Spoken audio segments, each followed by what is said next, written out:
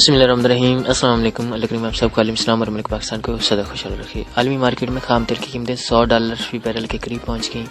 Open market میں dollar $1.20 مہنگا ہو گیا۔ یوٹیلٹی سٹورز پر 5 اشیاء پر سبسڈی برقرار رکھنے کی منظوری۔ آٹا، گھی، چینی، چاول اور دالوں پر سبسڈی دی جائے گی۔ وفاقی حکومت شوگر ملوں سے 3 لاکھ ٹن چینی خریدے گی۔ امریکی صدر کا روس سے لڑنے کے لیے فوج بھیجنے سے انکار۔ امریکی صدر جو بائیڈن نے کہا اقتصادی پابندیاں لگا کر روسی فوج کی صلاحیت کو متاثر کریں گے۔